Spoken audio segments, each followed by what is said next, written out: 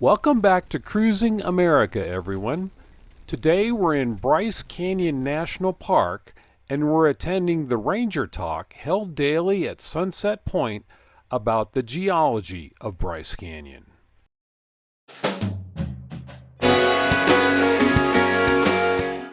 We're Steve and Kathleen. We're Cruising America in our 35-foot fifth wheel RV, chasing 70-degree weather year-round.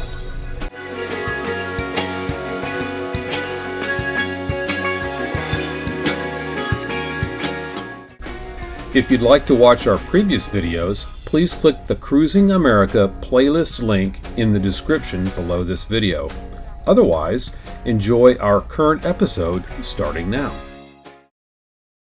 Welcome everyone to Bryce Canyon National Park. My name is Anna. This is my first season here at Bryce, and I'm currently going to college at Southern Utah University, and I study geology there. So Southern Utah is a fantastic place to study geology because there's just so much of Earth's history preserved here and all the layers and layers of sedimentary rocks. And there's just some really unique geology here. And so it's just a really cool place to be. So yeah, today we're going to talk about kind of the geology of Bryce and a little bit of the geology of the surrounding area. And basically how these really cool funky hoodoos formed. The word hoodoo, not totally sure where it came from.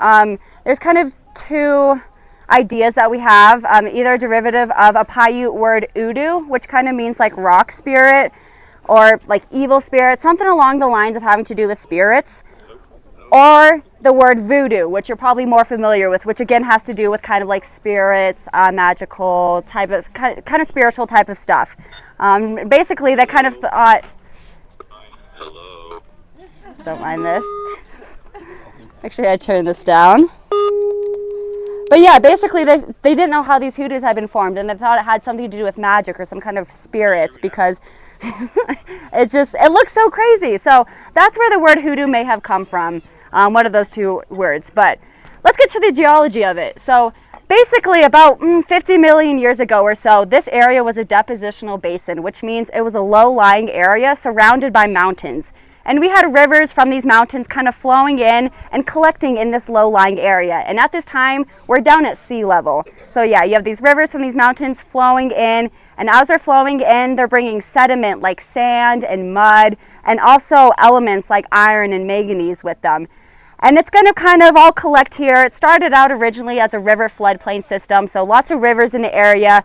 Occasionally they would flood and spread sediment out in these wide layers. And eventually, over time, enough water started pooling up that it became a lake.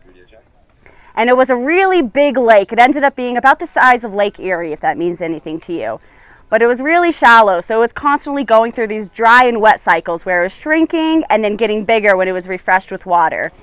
And so as it's kind of transitioning from like a river floodplain system to this shrinking and growing lake, it's depositing sediment in these layers. And with the changes in whether there's water or less water, it's going to deposit different layers of either mudstone or limestone. So we get alternating layers of kind of mudstone and siltstone and limestone in there. And as the lake is also going through these dry and wet cycles, when it's in like the dry section essentially, it's exposed all the sediment to oxygen. And so we have rust, or we have iron in the sediment, and when it reacts with oxygen, it forms rust. And what color is rust? Red, exactly. That's why you see so much red around here. That's why we get the reds and oranges and yellows and pinks and browns. That all comes from iron. And you get different colors based on different concentrations of iron. You'll sometimes see purples and blues. That comes from oxidized manganese. And then when the lake essentially refilled up with water and there's a consistent covering of water, that's when you get those white layers, because that's what pure limestone looks like when it's not reacting with oxygen. You get white. So that's why we get these alternating layers of colors. And then also our alternating layers of, mudstone, limestone, and dolomite. Keep those kind of rock terms in mind. We'll come back to those later.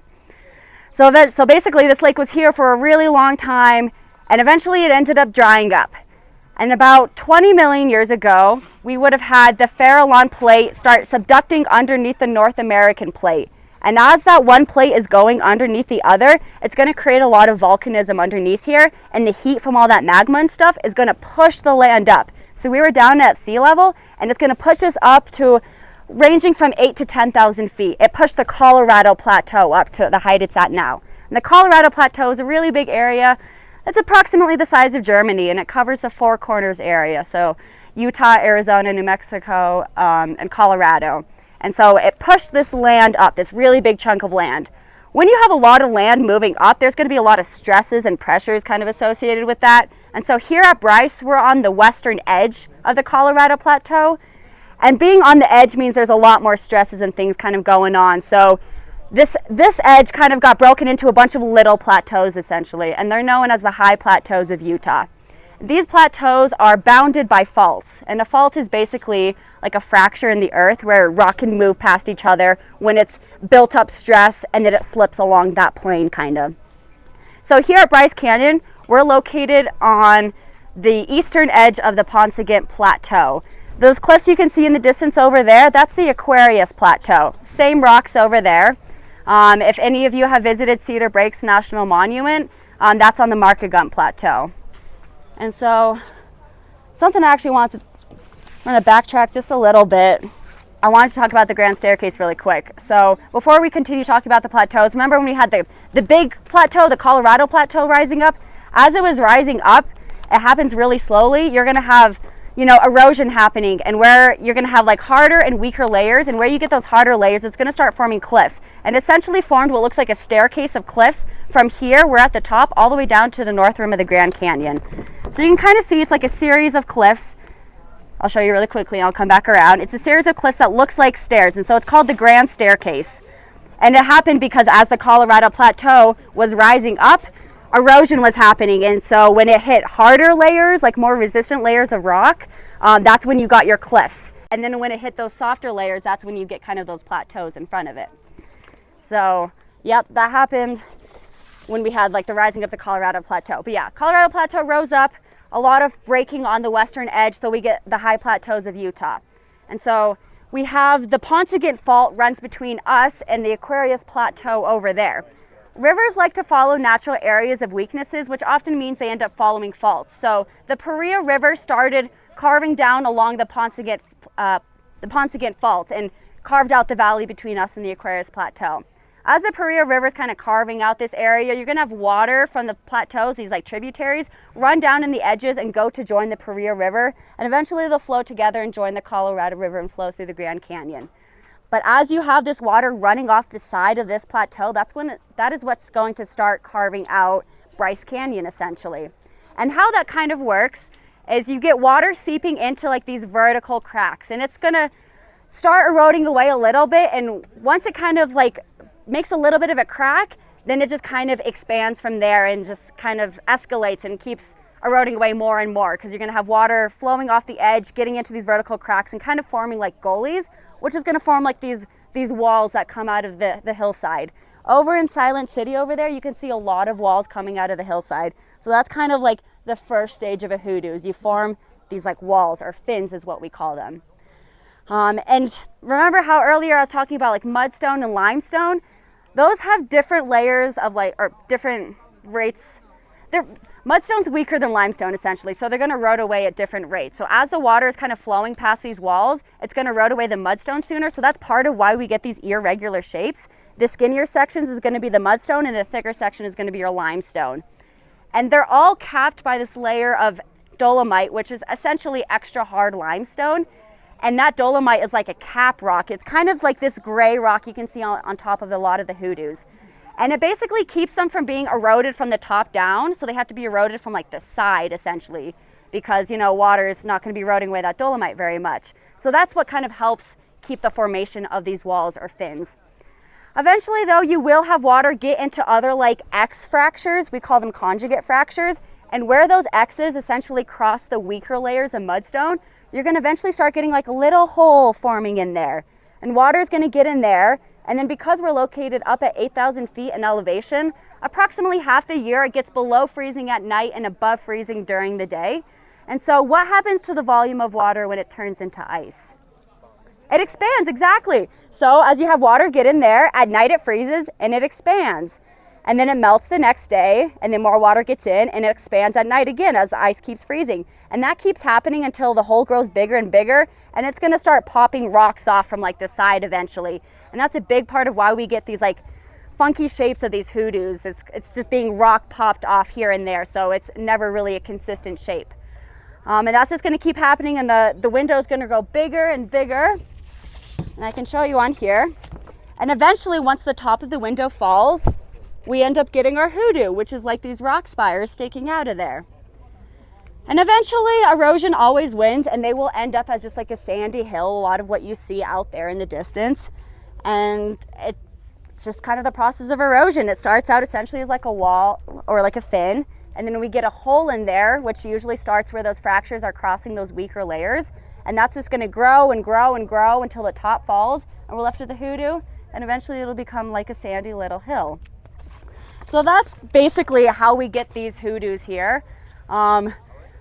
With warming climate, we are noticing, we have tracked the temperatures, and the warmer temperatures aren't really increasing a lot, but our winter temperatures have increased by like 8 degrees in the past 60 years. And so with that happening, we're gonna have a lot less of that freeze section and a lot more of the thaw. So we don't really know for sure what the hoodoos are gonna look like in the future. We're kind of guessing they're gonna be more like maybe smooth rock spires, because it's gonna be more like rain that's eroding them away.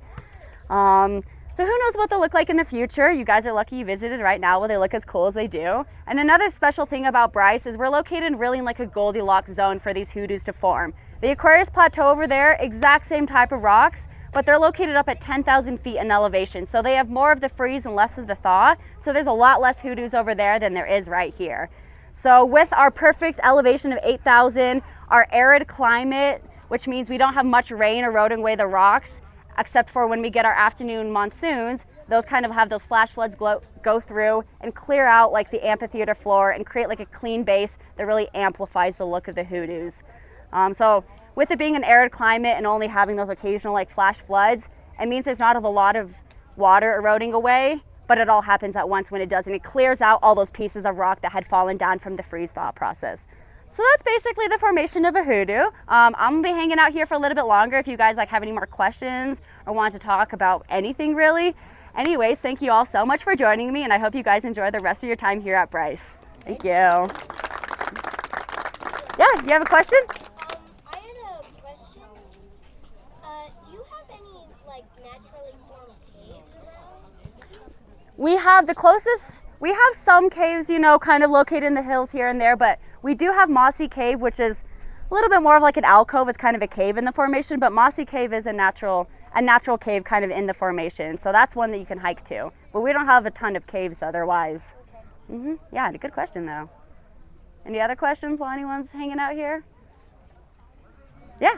How about wind erosion? Is that having any impact on the shape? And It does a little bit, but it's primarily water. Wind does have some factors, like will influence it some, especially when it picks up the sand. That's more so, because then you have like flying sand through the air. It's kind of like sandpaper almost. And so that'll kind of erode away a little bit.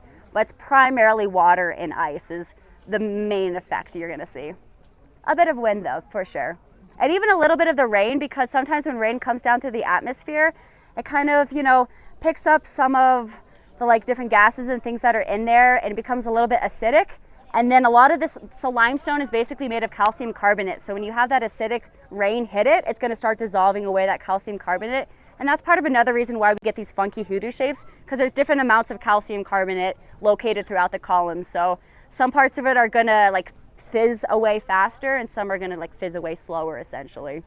So a little bit of rain, a little bit of wind, primarily water, and like flash floods and ice and snow. Yep. Yeah. When's your rainy season? Right now. So we are in monsoon season, so keep in mind when you're out hiking, there's always a chance of thunderstorms come afternoon, so just keep an eye out on the weather. Flash floods usually aren't as big of a deal around here because it's a little more open, a little easier to get to higher ground. It's more so lightning we're concerned about, because up at 8,000 feet and on the edge of a plateau, we're pretty prone to lightning strikes. So kind of the saying is, when thunder roars, go indoors. But just keep an eye out on the weather when you're hiking around in the afternoon. Try and do your hikes in the morning if you can. Yeah, you have another question? Yeah. Will the flooding ever make them cracks? It could. It definitely helps kind of undercut from the bottom of it. So if you had enough floods go through and kind of like eat away at the bottom of a hoodoo, it could eventually cause it to fall. But it would take a really long time and a lot of flash floods for it to do that. Yeah, Yeah. Yeah, thanks for joining me, you guys. question, when was the sediment formed and can you find... You can find some fossils. It's crazy because like 15 years ago, we were like, yeah, there's no fossils here. And we're starting to find more now because people are actually starting to look. It's primarily a lot of like snails and things like that. I was talking to some of our paleo people the other day. They did find like some bits of like turtle shell around here. It was just kind of hard for stuff to really get a hold of living here because it was constantly like going through those dry and wet cycles. So nothing could really live here until there was a consistent covering of water. But there is some like freshwater stuff in the Claron. And then the rock layers right below us, there used to be an ocean that covered this area. So there's lots of fossils from there. What period is that? Cenozoic? Cretaceous. Yeah, Cretaceous interior seaway covered this area and then it disappeared and then the lake formed here. So yeah, the sediment would have been deposited around 50 million years ago or so. Yeah. We're right here. Were we higher than the lake or were we lower? We were higher. So the lake was when we were down at sea level and then the lake ended up drying up and then that subduction caused the land to move up to 8,000 feet where we're at now. So yep, it has to be a lot lower. He was wondering if there was any gold in the layers. There's no gold here. Yeah, there's not really much for mining minerals in this area. Yeah, so no gold around here.